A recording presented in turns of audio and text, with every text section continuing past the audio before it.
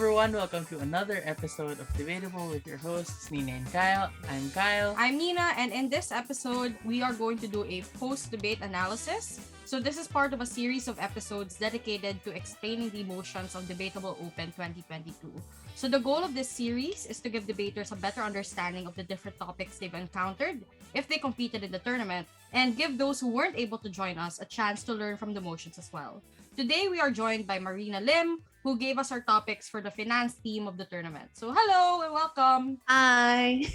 Yeah, so first things first, tell us about yourself and also why you particularly like finance motions because we had asked like the motion contributors what they would want to talk about, and you're the one who said, I want to talk about finance. So, why do you like these kinds of motions? Okay, great. So first, I'm a dev stud and a finance major. So I guess being a finance major also deepened my appreciation for it. But I think even generally, like outside of debate, I think it's something that's relevant to everyone's lives, one way or another. Like in some way, you're always dealing or handling something finance related. And I think it manifests a lot in the decisions that we make, where to put your money, what to spend on, your risk appetite, which can apply both in financial matters and other things. So I think it's a concept that's very real and very relevant. I think, especially that you get older, it becomes a very practical thing to have a good grasp on. So I'm also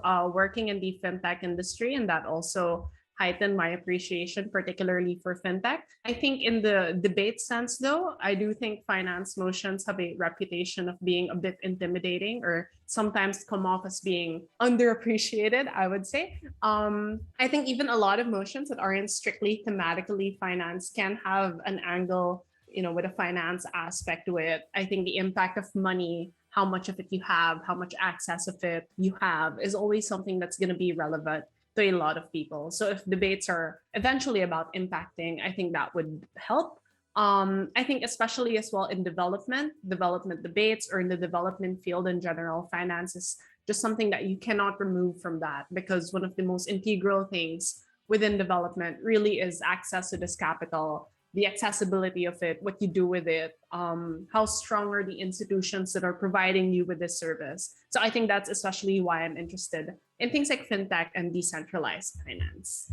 So it's interesting that you mentioned how debaters usually struggle with finance motions because I completely agree, myself included. I struggle a lot with this, and I also observe a lot of debaters when I'm judging that they seem to have difficulty stringing together thoughts or like using matter in these types of motions. So what advice would you give people who struggle with finance motions in particular, and what approach should people make when training for this theme? Okay, great. So I think first is, of course, to start with the basics. I think a lot of these I learned from my classes.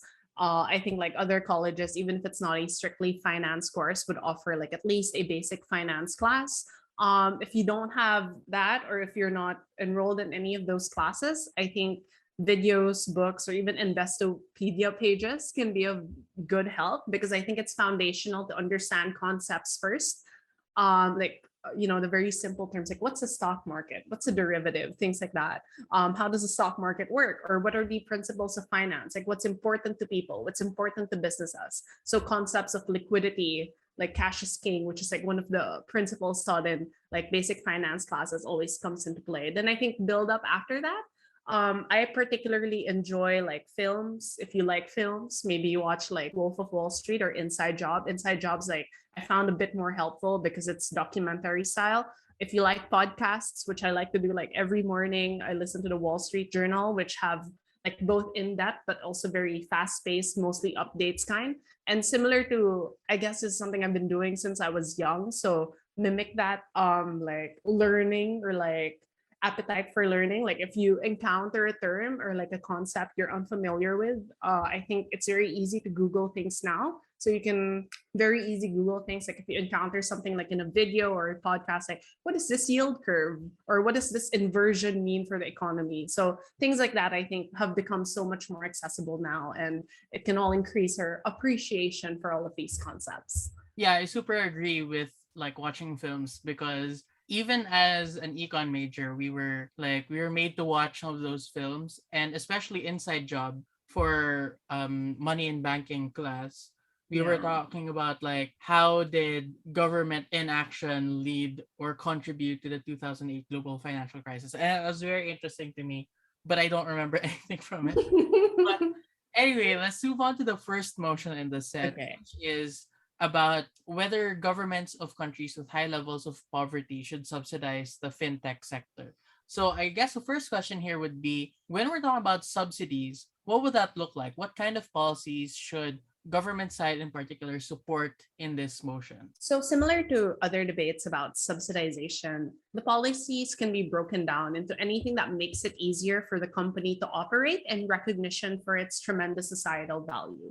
So, it can look like things like tax breaks, it can look like direct subsidy to help in financing and expansion. So, I think an important context here would be how a lot of fintech companies are startups and they don't necessarily have like large amounts of capital that traditional companies would have. Although like I think in the case of Southeast Asia or East Asia, for instance, that's not the case because a lot of companies have backing from like larger companies that are also specialized in those fields. But generally, giving direct subsidies to help them in expansion, because the way a lot of these fintech companies go is they start with payments and then they eventually go on to things like loans, nano loans, etc., helping MSMEs. So the quicker they're able to reach that point, the better, in my opinion, because that just means that they get to help more people. So that's something that the subsidy could definitely help with.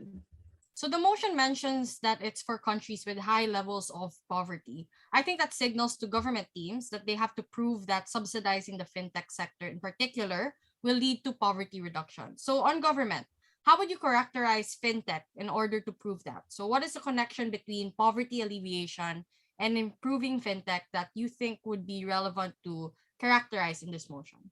So for this one, I think fintech definitely encapsulates a lot of key things within decentralized finance. So a couple of characteristics, simply because it relies on technology that deviates from traditional banking, it eventually became a disruptor within the finance industry.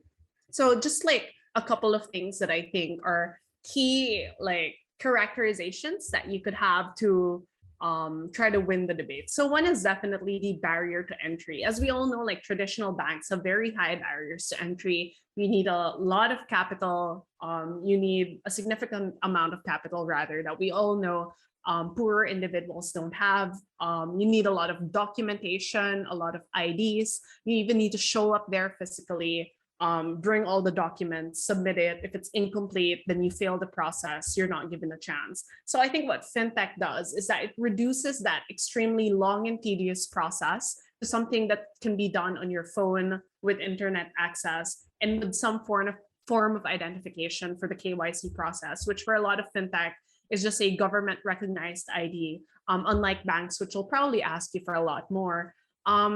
So especially with like making a savings account or just having a safe place to put your money on, this is already incredibly helpful. And it's sort of the same principles that are carried on up to loans. So there tend to be lower barriers as to towards getting loans. They don't tend to be as picky as well. The more fintechs are willing to give the smaller MSMEs compared to traditional banks. The second, I think, is that placing your money here or using this just yields higher returns compared to traditional banks. So this is mostly on the operations of things. A lot of fintechs don't have physical branches like, I don't know, at least like within Metro Manila, you see a branch of at least one of the big banks like every other kilometer. Like I'm sure it's incredibly expensive to have to maintain that. And when your method of banking is primarily physical, you pay for so much for that premium of the location, of the staff there, of the maintenance.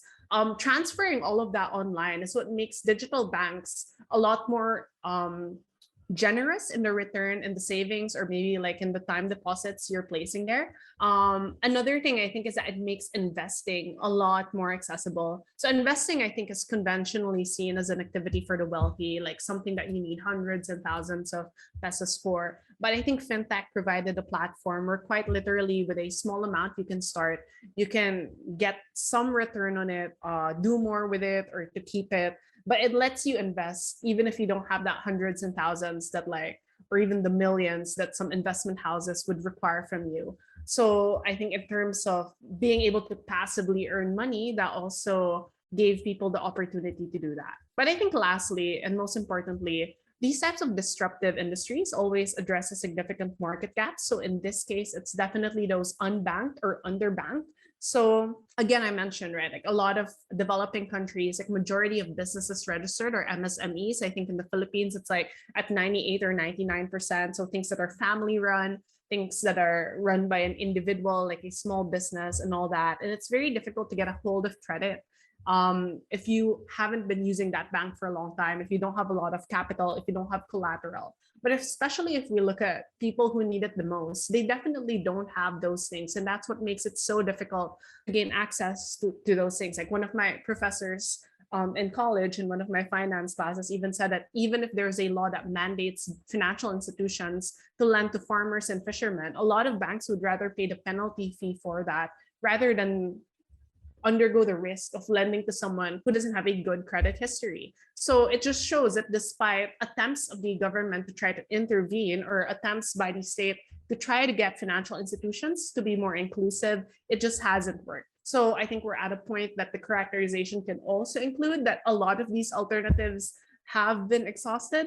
So things like government intervention, you can bring up other things maybe like microfinance or even conditional cash transfers, but it still hasn't improved and developed the situations of these people. And lastly, though, I think a good case study for the fintech sector, especially addressing the rural poor, would be countries like China that was able to bridge that gap and was wherein fintech companies were able to extend credit and loans to farmers or to people from the rural poor population. So these are people who otherwise wouldn't have been granted by a traditional bank. But because of the success of fintech in that country, all it took was a phone, internet access, and like a very simple ID to finally get these people to have the capital and to finally be able to build a credit line and a credit score, which most fintech wallets or fintech companies have their own version of, so that they can finally get access to a loan. Yeah, I think that's actually quite a wonderful explanation because usually when we're talking about fintech, we usually think of it as something that's very anti-poor or very inaccessible. And I think for opposition could probably argue exactly that fintech can be anti-poor, but I think most op benches would just say like, and most of them that I've seen in the past just say, well, they're poor, therefore they can't access like a phone or whatever, and therefore it is anti-poor. Could you help us flesh out this argument? Because especially in response to like the really well built gov case that you just gave, I feel like it's sort of harder for opposition to sort of maneuver around that. Yeah, I definitely agree. And I think even that rebuttal that's saying that because they're poor, they don't have access to it can come with many responses from Gov side, like by arguing like the increasing tech savviness, like the Philippines, for example, like so I forget the particular statistic, but we're a very tech savvy population. Like so many people have a smartphone, so many people are using Facebook, for instance. So the traffic online is quite heavy. So I think one thing to say here is that a lot of this access is not guaranteed. So there are still areas that have minimal internet access. So you can't, like the example of China, I think works because the internet there is probably a lot better. And maybe even the rural areas have great internet service. But the second thing that I think more importantly at up here is understanding the experience of the people and what they're going through, right? Because we have to recognize that not everyone is tech savvy, not everyone understands how this works, not everyone thinks that I can trust this. So barriers to understanding that technology still exists. And this is people's like money and savings. So it is a big deal that we need to get them to trust this. So if it isn't something that they feel safe with and secure with, which I think especially elder generations feel with it, when it's like money on your phone, it's not what they're used to. If they're uncomfortable with it or if they don't understand it and they can't trust it, no one can force them to opt for this. Like even saying that it's the best and only option available to you, I think would be disingenuous towards those people. So I think additional framing that can be introduced at opposition here is that development, no matter how broad as it seems, like in the conclusions and the reports and the statistics, is still a lived experience. And life isn't lived on that aggregate, and these individual experiences matter. So if someone doesn't want to put their money there because they don't understand like what is a blockchain or they don't understand like or they don't trust that company simply, like even something as simple as that, that should be a good enough reason, and they shouldn't be forced to live a life wherein that is their only choice. So I think a Marquesan's lens of development as freedom becomes very appropriate here, because it can't be development if that was the only choice people had. If it's something that they opted into, but they felt extremely uncomfortable opting into, like there's so much anxiety and distrust as to where their money is going, that is not a sense of development. So we talked about the very key issue in the debate, which is accessibility and the gains that the poor stand to get with more fintech. Aside from those things, are there extensions you can recommend teams talk about or look into? For opposition, I think definitely it's onto the idea that poverty and development are very multi-layered issues and have numerous structural causes, and consequently requires numerous structural solutions. So I think a good strategy at OP here is to not to deny that it is the strongest solution to the problem and to present alternatives. Like a lot of states haven't started with the simple capacity building. A lot of states still have very poor welfare programs, which is the state's responsibility in the first place. Even financial literacy and inclusion programs can subsume information both in traditional finance and on fintech. So the core principle should be that it should be up to the people what type of banking they prefer. It's their money, and whatever institution or entity they trust more, we have to respect that, and we have to enable both. So there can't be an underlying assumption on which one is better, or just because you're not qualified for one, you have to be left with the other, and it's justifiable because it's good anyway. I think people need to willingly opt into that, and willingly be enabled to opt into those things. I think additionally, there's also the signaling that government subsidization comes for. So leaving it at the hands of the private sector may seem efficient, but there has to be some recognition that there are some fundamental gaps, like in welfare, like in capacity building, that the state hasn't done. And subsidizing a sector with a promise that it can provide solutions may help certain people, but may also be a smokescreen to overall accountability of the state on more foundational needs of that society. Would there be any room for extensions on government on the other hand? On government side, I would also say that the state of welfare, like this is more in response or like an extension towards what I also talked about in op, is that there's minimal control we have over the state of welfare in that country. There are times wherein it takes years or decades to revamp or even build up. It's highly reliant on having, let's say, good politicians in office, which we have no control over. And while we don't have the system and the infrastructure to solve that, I think there's immediate relief in this version, or if we have enable fintech to be the most reliable option there. So, for example, if you don't have a government hospital to pay for medical bills, a lot of fintechs are starting to offer nano loans for emergency loans that are a lot more friendly than the predatory loan sharks that we see prevalent in a lot of developing countries. So a lot of them will charge like per week or like a very minimal interest rate so that it's something that's affordable, as opposed to the common 5 6 that we see maybe in the Philippines, where in the interest rates are incredibly predatory and people have no other choice but to opt into that because they're just so desperate for money. So I think the immediacy of the solution is something that's important. Again, given that these are lived experiences of people, it's important to have immediate solutions to it as well. And for as long as we don't have the infrastructure, the welfare to be able to meet all of those foundational needs, we may as well enable an existing sector and an existing entity that has solutions for it, enable them and let them help as many people as they can. So thanks so much for those things. So I think what we can get from this motion is that while some arguments may be intuitive, there's so many ways to explore it. So hopefully the teams that encounter this motion or are looking back on their round after this motion can stand to benefit from this interview so far. So the next thing we want to ask about is the second motion. So this house believes that the adoption of a shared currency in the EU has done more harm than good. So I really like this motion, particularly because it's a mix of my favorite IR themes. So I guess what I want to ask now is, what is the history behind this motion that people need to know? In particular, why is there or why was there an adoption of a shared currency in the first place? Yeah, I agree. It's very interesting because it like merges the IR side of it as well. So going into that IR side, like I think it was a few years after the creation of the EU, and it was done mostly to facilitate and trade, and to facilitate in other forms of unification. So we all know that the EU was founded to help unify the region and to try to not make the same mistakes in the past, wherein there's recognition that war just mutually left countries devastated and did not benefit anyone. So this unification or the creation of the bloc was to unify that region, and creating that shared currency mostly helped in facilitating in trade and mostly helped with foreign direct investment. So this is in recognition that there are some countries within that bloc that were richer, some that were left a bit more devastated and more in need of FDI.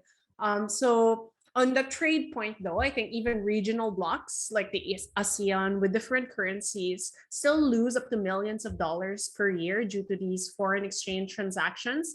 And of course, we can't, like, in as much as we can predict like the fluctuations in it, sometimes there's no choice, especially if you're importing and exporting basic necessities of people. So I think the interconnectedness of the economies within the EU just made sense to share a currency, given how interconnected and dependent a lot of the states within the EU bloc were. So, of course, this also meant that investing in other EU states became less costly and more attractive as opposed to investing, let's say, in a state that's outside of the EU. So, it was mostly as well encouraging that mutual benefit, that mutual development that would happen with that shared currency. So that was from before why there was an adoption in the first place. But since then, what changes have taken place that sort of merits this discussion now? Like, have there been any developments in the EU worth adding to the context of the debate? Definitely. So I think the discrepancy in the intentions of when this was probably began and the outcome it had, and I think that manifests in what most people would know as the Greek bailout. It just shows that the intentions and the outcomes were very different, and that warrants a discussion on whether the adaptation was really worth it or not. So I guess we can jump now to the arguments, and I want to start with government here. So what are some principle and pragmatic arguments that can be run or you expect teams to be able to flesh out for this motion? How has the EU, for instance, been affected by the shared currency, or maybe even the rest of the world? Okay, so I'll start with like the Greek example because I think that's one of the more familiar ones for everyone. So I think aside and again, like as someone who's been judging a lot of rounds like the past few years, like my biggest pet peeve is someone just bringing up Greece or not and that not diagnosing what happened or just like assuming that everyone gets what happened. But I think the brilliance lies in the nuances, and I think diagnosing what happened, the clearest way to do that would just be to explain the mismatch of the monetary and the fiscal policy. So, given the shared currency, the monetary policy was controlled by the European Central Bank, which is headquartered in Frankfurt. But each sovereign state, part of the EU, still had liberty over its fiscal policy. They could decide what to spend their money on, the retirement age, how much to spend in pensions, stuff like that. How they spent their money was within their right. So only having control over one and not the other, compared to any other country that can sync their fiscal and monetary policies, became precisely that problem. Because the government, individual government then of those states can control their fiscal policies, but the ECB controlled the monetary policy. So they had like no control to be able to sync that. Ideally, in most countries, they do sync their monetary and fiscal policies, especially in times of recession. They tend to employ both the expansionary fiscal and an expansionary monetary policy. So the fiscal being like in the form of tax breaks or government spending, and the monetary in the term of attempts to increase money supply, like lowering short-term interests. So usually governments or central banks and governments will do this to combat recession. And generally, even if it's not in the time of recession, there will be attempts to align this just to make sure that they're not counteracting each other, or that in the best case that they do complement each other. So that wasn't the case in Europe, generally because Greece had no unanimous control over the monetary policy, which is again controlled by the ECB. So Greece was spending a lot more than EU states. Their welfare programs were taking up a lot more. The age retirement, I think, was younger compared to states like Germany. So they were spending a lot more in pension for a longer amount of time. So that's why the condition of the bailout was generally in short austerity. So there's quite a long list on what these specifics are.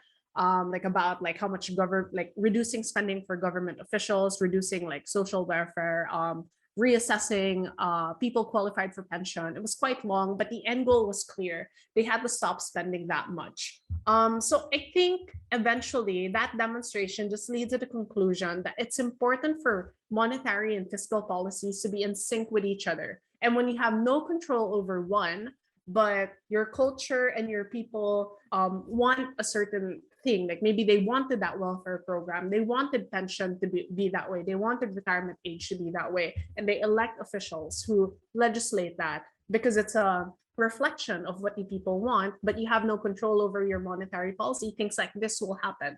And the bailout was needed, which of course led to some controversy back in the day. So in conclusion, like at Gov side, it's just fundamentally important to be able to have control over both. You can maybe insert caveats that the issue of trade would still happen. These countries like have land borders with each other. They would naturally be trading partners. There can be attempts to reduce tariffs and to make sure that trade is as seamless as possible without needing to have a shared currency. Yeah, it's so funny that you talked about Greece because like I remember debating about Greece when we were both still in high school. Like, that's how old you are. Like A that long was time ago. happening and you were that was like happening in real time and you were still debating in Oh my PST god, or yeah. something like that. Yeah, so I mean that's for government.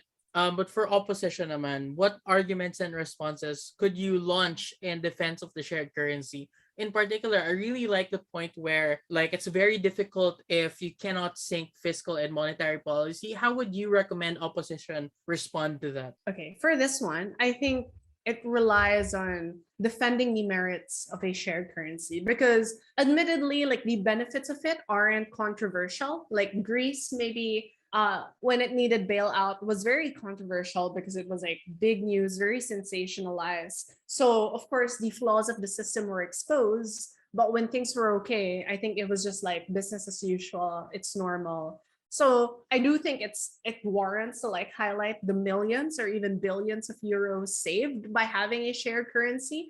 I'd first caveat as well that Eurozone members have also learned from the mistakes in the past, and it's possible to adjust fiscal policies within the union. The union like capitalizes and emphasizes unity and having shared values. So I think it would be very likely to still get countries to adjust their fiscal policies appropriately. um, Again, another thing to note was that this could limit trade or even limit some of these countries and their ability to trade with other EU states. I think if it were more costly to trade with another EU state, and again, back when they had like different currencies, it just made it more difficult because of exactly how expensive it would be. And given they are quite proximate to other regions, they might just favor those other regions instead of EU states. So the shared currency sort of has that, loosely using this term, nationalist agenda in terms of favoring other EU states as opposed to, let's say, states in West Africa or states in North Africa, for instance. FDI or foreign direct investment is another unique benefit because if you notice some Eastern European states that were quite impoverished, especially post-war, needed a lot of FDI from Western European states. So I think the forex risk for a lot of investors is just atop of other considerations, like let's say the company that you're investing in, the country, its political situation. But completely removing one of the considerations, which is the forex risk, just made investors a lot more attracted to investing in those. It just became so much more practical, not having to worry about fluctuations in the currency and how much yield it would be. Just gives a lot of security to a lot of investors about the soundness and like the guarantee of their eventual investment. So I think removing completely one source of risk, which I think in risk portfolio, like if you're creating like a risk portfolio, Forex is definitely one of the biggest ones if you're going international. Yeah, so I think the complete removal of that definitely just helps, as opposed to having to invest in a country with a completely different currency. So I like that angle, but I also want to ask, like, what else can teams explore for this motion? So I think the difficulty with motions that combine finance and IR, especially for newer debaters, is that if you don't know much about IR, you don't know what to extend to that angle. But if you also don't know much about like finance and econ, it's also difficult to extend there. So I kind of want to ask, what perspective or unique take would you do in the instance that you are a team that unfortunately does not know About either. about either. Yeah. Okay, let me think. So I think one would be, and this is like a general tip for any debate, is make it about something you know about, right? So the EU is like significant globally, so definitely any shock within that region can affect like the rest of the world. So I think at Gov side, one impact that you could have if you know what happened in Greece, for instance, is that Greece needed to be bailed out. That limited like that obviously came with financial shocks to countries like Germany, for instance, which we all know is one of the countries willing to take in a lot of asylum seekers and refugees. I think that is one angle that I think is quite popular that most people should know about. And generally, having less resources and less money um, makes it less likely for Germany or any other EU state um, to be more welcoming, just precisely because of that limitations on money. Especially with people knowing that the bailout is happening, knowing the financial situation of the EU and the country, opening your country and opening up your borders to more refugees, a lot of more people will see that as a financial constraint. And I think that's what eventually as well led to the rise in populism and the rise of like anti-immigrant rhetoric within that region. So I think there can be some things that can be pulled within that, particularly for Gov side. So I guess we can move on to the last motion in the set, which is like the I think it might be the most not the most controversial, but the most popular thing to talk about right now. And I'm sure that a lot of people were expecting like some motion about NFTs or about crypto or about blockchain just because of how annoying it is, like how much it's everywhere now. So the last motion is about using cryptocurrency as additional legal tender. The first question would that we have is what would it mean for something to be considered legal tender? Because we do know that legal tender is when the state recognizes that it can be used as money, like in legal transactions and stuff like that. But what does that actually mean? Like, what are the effects that will happen if something is called legal tender or is recognized as legal tender? Yeah. So again, like you mentioned, like to be recognized as legal tender simply means that it can be used to extinguish obligations. So you can pay for things off the bat with that. Right now, what happens is you need a crypto exchange that offers conversion exchanges to your preferred currency to eventually use that money. So like you trade your Bitcoin, you trade your Ether, you have to pick a platform that can convert it to Philippine peso so that you can eventually use that money. So again, that's also subject to exchange rate fluctuations, transaction fees, and not. And also, not all platforms offer conversions to your preferred currency. So that limits the platforms available to people who'd want to trade in that crypto. I think another consideration or another change that would happen if it's called or recognized as legal tender, which we'll eventually talk about again later on when discussing the op bench, is that it becomes a lot more attractive to other people because like you mentioned, like there's so much hype surrounding NFTs and crypto. People know you earn a lot, but I think the one thing holding people back is the risk of it because it's also a very high risk activity. But the recognition of legal tender, I think, decreases some of that risk because the thought process becomes that even if it is high risk, there is like a big chance that I will earn, and I can just, if it's legal tender, I can like easily just use it to buy something else anyway. Yeah.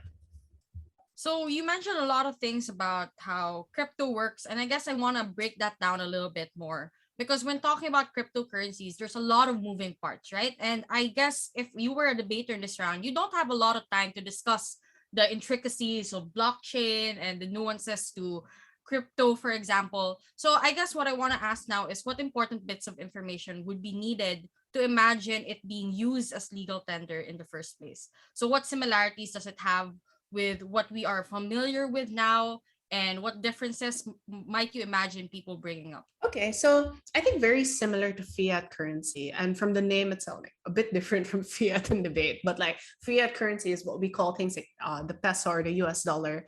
Its value it's derived from the trust and the recognition that society places on it. The key difference is the regulations. So the Banco Central ng Pilipinas or the BSP has control over the Philippine peso. The Federal Reserve has control over the USD. But in this case, I think the key thing about crypto is that it is decentralized and currently deregulated. But the value and I guess the main benefit of crypto really is in that decentralization. With decentralized finance altogether, like being a different topic that we mentioned earlier. So it makes do without things like brokerage or intermediaries, which are a large source of cost, and makes use of technology, like you mentioned, like blockchain and smart contracts. And again, eventually it makes it more accessible, and that's why there's so much potential for profit and higher profit in that case. At Gov, I think some strategic parallels would be again similar to fiat currency. Like for as long as enough people are recognizing it as valuable, that would be the same case. The only difference here would be that there's no central bank controlling it. And cannot make a monetary policy out of it, for instance.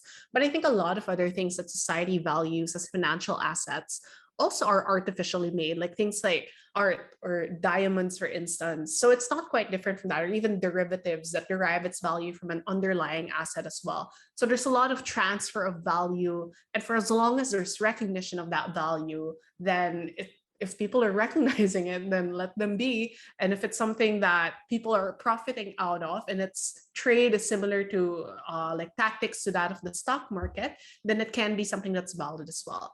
I think on opposition though, the key like win here, I think, would be in how it's deregulated. So exactly in how crypto's values or like crypto's benefits rely on deregulation can become a point of tension, because I know there were instances in the past of like crypto, like certain coins all of a sudden going haywire, and let's say I don't know, like it's what do you call that, like its value all of a sudden fluctuating or going down, or even in the platforms that use it, like when Binance, for example, froze and people weren't able to trade at the right time, they lost a lot of money.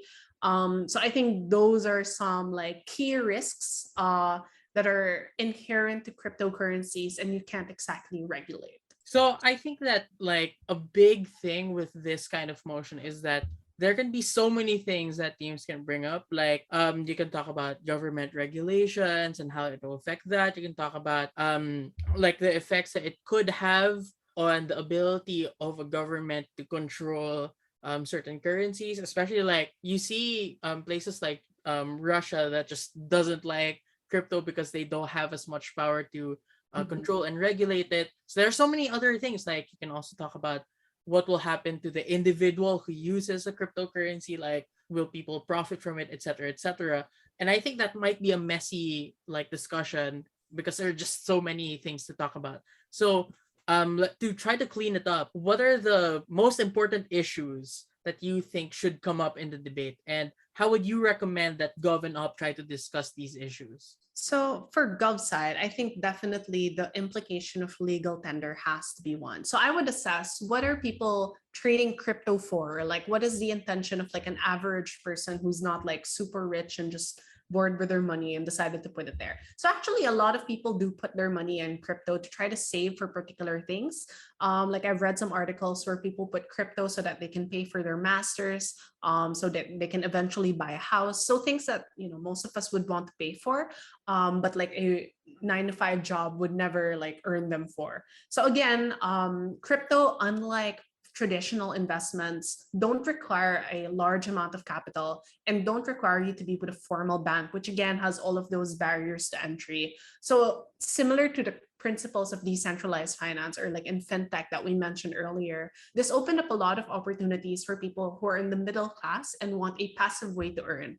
So I'd say at government side, one of the key risks of crypto is one is on the costs of it, like the transaction cost is still there, the exchange cost is still there, the time value of when you trade is something that will always be a risk. But recognizing, because right, like crypto, and then you have to exchange it to your currency and then you can spend it. But recognizing the crypto, like let's say Ether and Bitcoin, immediately already as legal tender just reduces a lot of the anxiety and the risks that people undergo. Because no matter at what point you trade it at, that is still something that's valuable, right? Because right now, that is not valuable until it is realized.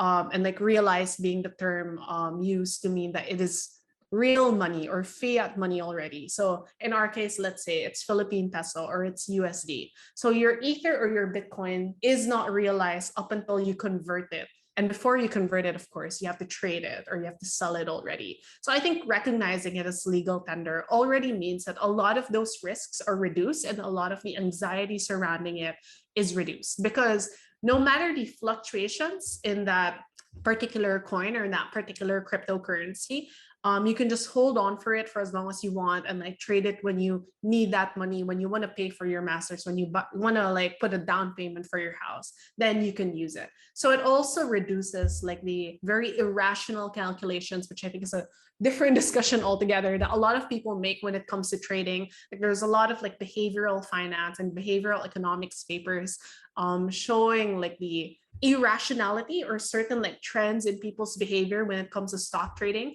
Of course, it's very difficult to be empirical and very objective if it's your own money and if it's a lot of money that you put in and worked hard for, that is at risk. For upside, however, I think the recognition, and this is where you can bring up the same premises, right? Of like the irrationality of people when it comes to trading, will just open a Pandora's box. So people like you mentioned, see the hype around this, and the recognition can just increase that hype and reduce the inhibitions people have onto entering this. But we have to realize that not everyone should be trading. You need a certain level of discipline for this. You can't be putting like majority of your savings here. You have to be putting similar principles to stock trading. Like you have to be putting money that you're willing to lose. But the fact that it is so appealing and so high reward at such a short amount of time can change that calculus and can like appeal to people and make them put more money than they are willing to lose. So those are instances that have happened in stock trading and in cryptocurrency, and we all hear like sad stories about people losing a lot.